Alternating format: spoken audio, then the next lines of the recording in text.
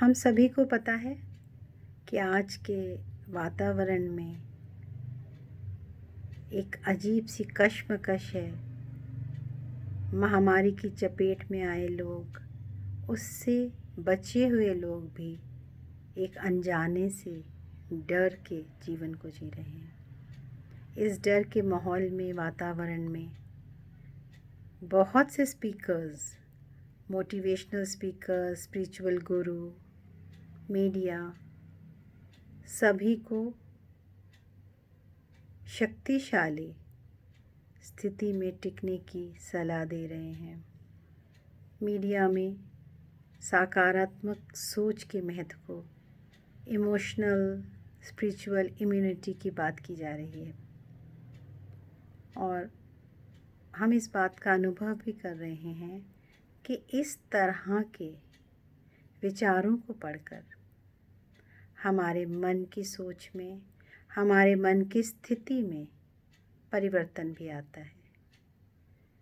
हलचल से हटकर हम शांत हो जाते हैं, लेकिन वो भी अल्पकाल के लिए होता है। जैसे शमशानी वैराग होता है, अपनों के मरने पर जब हम शमशान जाते हैं, उस समय के वातावरण में अपने सामने सामने जब हम किसी की देह छोड़ते हुए मृत्यु को देखते हैं इतने नज़दीकी से, तो जीवन का जो सत्य शाश्वत नियम है, जन्म मृत्यु का जो चक्र है, उसको हम मान लेते हैं और उस थोड़ी से समय के लिए जो हमारा मन है वो छोटे छोटे संकल्पों से भर जाता है कि हम सही मार्ग पर चलेंगे, सही कर्म करेंगे, किसी के लिए कोई ईर्ष्या, द्वेष, मन मुटाव नहीं रखेंगे। लेकिन फिर उस स्थान के छोड़ देने के बाद, अपने कार्य व्यवहार में आने के बाद, फिर से हम अपने पुराने स्वभाव संस्कार से, सांसारिक आकर्षणों में फंसकर भाग दौड़ में लग जाते हैं। एक मशीन की तरह जीवन जीने लगते हैं। आज के संदर्भ में जो स्थिति है, ये जो पेंडेमिक है, ये पहली बार नहीं आया। ऐसे बहुत बार समय समय पर अचानक से बहुत सी समस्याएं, विपरीत परिस्थितियां आती हैं। कभी प्रकृति के पांचों तत्वों में भी हलचल हो जाती है, जिससे संपूर्ण मानव जाति, उसका जीवन एक प्रश्न चिन्ह के घेरे में आ जाता है। मानव जो सर्वाधिक बुद्धिमान माना जाता है, ये हम अपना सौभाग्य मानते हैं कि हमें मनुष्य चोला मिला, हमें मनुष्य चोला मिला, हमें मनुष्य जीवन, मैं इस चोले में आई। लेकिन हम कभी इन शब्दों पर ध्यान ही नहीं देते, समझते ही नहीं हैं। मैं कौन? मैं ये शरीर नहीं हूँ, ये मेरा शरीर है। मैं एक एनर्जी हूँ, आत्मा हूँ।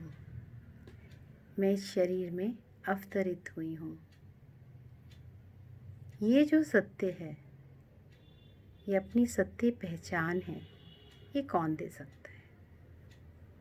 हमें अब हमारे शरीर के बारे में, शरीर के कार्य व्यवहार, शरीर के संबंध, इसकी आवश्यकताओं के बारे में किसने बताया? जो हमारे शरीर के माता पिता हैं। आज हमारे पास जो भी बुद्धि है, इंटेलेक्ट है, जितनी भी हम शक्ति, सिक्योरिटी महसूस करते हैं, वो अपने लौकिक में, अपने माता पिता, परिवार, अपनी धन संपदा, अपने पद से, जिसे हम अपने को जोड़ते हैं, कनेक्टेड फील करते हैं। लेकिन अगर हम अपने सत्य रूप में, आत्मिक स्मृति में टिकते हैं, तो इस बात को बहुत आसानी से, सहजता से समझ लेते हैं कि अगर मैं आत्मा हूँ तो उस रूप में आत्मा का पिता कौन होगा? निसंदेह परमात्मा। परमात्मा हम बोलते भी हैं, हम बचपन से सुनते भी आए हैं कि चाहे हमने धर्म के नाम पे हिंदू, मुस्लिम, सिख, ईसाई इस तरह से जाति के आधार पर बंटवारे भेद किए, अलग अलग हमारी मान्यताएं हैं। धर्म का अनुसरण, धर्म पिता, धर्म गुरु, हमारे ईष्ट देवता अलग अलग हैं। लेकिन अगर हम उस एनर्जी की बात करते हैं, आत्मा की बात करते हैं, तो आत्मा रूप में तो हम सभी भाई भाई हैं। हम कहते भी हैं हिंदू मुस्लिम भाई भाई। और विशेष रूप से भारत में सर्वधर्म एक, विश्व एक परिवार है, वसुदेव कुटुंबकम। इस तरह की जो बातें हैं जो हमारी संस्कृति में, हमारे संस्कारों में थी, वो स्थूल रूप में रह गई। हमने कभी ना तो उन पे गहराई से सोचा और ना ही कभी उसके आधार पर अपना जीवन चलाया। तो आज मैं आपका ध्यान अपने अनुभव के आधार पर ले जाना चाह रही हूँ कि अभी इस समय ये समय की मांग है कि हमें अपनी शक्तियों को पहचानना है। हमें डरना नहीं है। हमें लग रहा है, महसूस कर रहे हैं कि ये जो समय है बहुत ही कठिन है, दुष्कर है। ये विडंबना है कि मानव इतनी प्रगति, इतना विकास करने के बाद भी अपने लिए, अपने स्वास्थ्य के लिए, अपने शरीर को बचाने के लिए कुछ नहीं कर पा रहा। एक छोटे से वायरस ने पूरे संसार को उसकी स्थिति बता दी है। ऐसे में भी हम सब में आत्मिक शक्ति भरने के लिए जो कह रहे हैं उसको हम सुनते हैं। उन एफर्मेशंस को हम सुनकर कुछ समय के लिए, अल्पकाल के लिए आत्मिक शक्ति को महसूस भी करते हैं। परिस्थितियों से बढ़कर अपनी स्थिति भी बना लेते हैं। लेकिन कहीं ना कहीं वो भी हद की प्राप्ति, सिर्फ ये वर्तमान परिस्थिति मेरे लिए ठीक हो जाए और फिर हम कूप मंडूक बनकर उसी तरह से अपना जीवन बिताने लगते हैं। और यही कारण है कि वो शक्ति जो हमारे अंदर होनी चाहिए, वो शक्ति जो हमें सही मार्ग पर, सही तरीके से जीवन जीना सिखाने की, सही तरीके से जीवन जीने की प्रेरणा दे, वो कहीं हमसे छूट जाता है। एक्सेप्टेंस हम करते ही नहीं हैं, चाहे वो परिस्थिति की हो, जिद है। और इस बात को हमने मान लिया कि वायरस अदृश्य है और उसका प्रभाव भी देख लिया। लेकिन वो परमात्मा जो स्थूल में चाहे ना दिखे, लेकिन मन से उस दिव्य नेत्र के खुलने के बाद हम ना केवल उसे देख सकते हैं बल्कि उसे सुन भी सकते हैं। ये मेरा व्यक्तिगत अनुभव है कि जितना जितना हम श्रीमत प्रमाण जीवन बनाते हैं, दिनचर्या बनाते हैं, पवित्र धारणाओं को अपनाते हुए अपने सच्चे स्वरूप को जानते हैं और उसी सत्य स्वरूप में अन्य भाई बहनों को उनकी आत्मिक स्थिति में, उनकी उस सच में देख पाते हैं, तो जीवन सुंदर हो जाता है।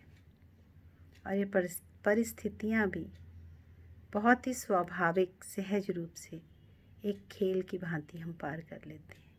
वो शक्ति सामर्थ्य आता है अपने सत्य से जुड़ने से, क्योंकि जो भी हो रहा है कुछ नया नहीं है। सृष्टि के आदिकाल से ये उतार चढ़ाव आते रहते हैं। सभी जानते हैं कि परिवर्तन संसार का शाश्वत अटल नियम है।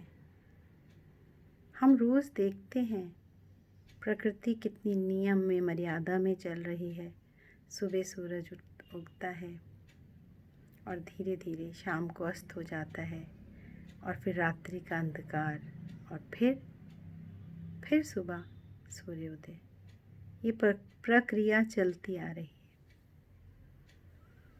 लेकिन हमें एक कंफर्ट जोन में रहने की, हमने अपने अहंकार के कारण जो ये स्थूल में अपने साधनों का विकास के नाम पर ये ऊंची अट्टालिकाओं को बनाना, प्रकृति के पांचों तत्वों के साथ खिलवाड़ करना और उस संतुलन को बना के ना रखना जो बहुत ज़रूरी था। हम वसुधैव कुटुंबकम की बात करते हैं। ये वसुधा, इस वसुधा पे रहने वाले हम मानव ही नहीं, हमने इसको बहुत हद में सोचा। इस वसुधा पे रहने वाला हर एक जीव जंतु सामान्य अधिकार रखता है। सभी का हक दिया, सभी को परमात्मा ने इस सृष्टि पर भेजा है। फिर हमारा कहीं से हक नहीं बनता कि हम अपनी शक्ति का दुरुपयोग करके, स्वार्थ केंद्रित होके, आत्म केंद्रित होकर लोभ में, विकास के नाम पर इस प्रकृति के साथ अन्याय करें, इन जीव जंतुओं को नुकसान पहुंचाएं। प्रदूषण, पर्यावरण के साथ हमने जो भी छेड़छाड़ की, ये सब उसी का परिणाम है। लेकिन अभी हमने किसी भी तरह के गिल्ट में नहीं जाना। अभी हमारा परम कर्तव्य है कि हम अपने प्रभावित भाई बहनों का मनोबल बढ़ाएं और इस दुख तकलीफ़ में अपनी शुभ भावना, शुभकामना से उनका मनोबल बढ़ाएं, योगदान दें, तन मन धन से उदारचित होकर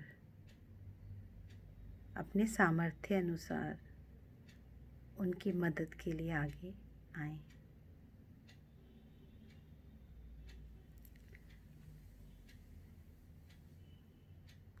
जो भी सुनते हैं, समझते हैं, अगर हम उसमें से छोटी छोटी बातों को लेकर अपनी दिनचर्या में परिवर्तन लाएंगे तो निश्चय हमारी सोच भी बदल जाएगी। लेकिन ये सब कब होगा? जब हम अपना संग बदलेंगे। संगति का बहुत महत्व होता है। ये संग दोष ही है जिसने हमें इतना कमज़ोर बना दिया, जिसने हमारी शक्तियों को भुला दिया।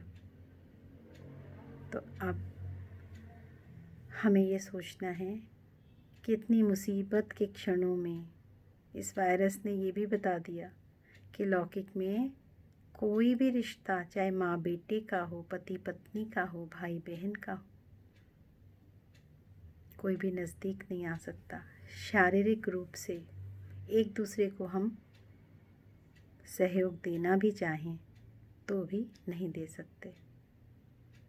दूर दूर रहकर ही हमें उस नज़दीकी का एहसास दिलाना है।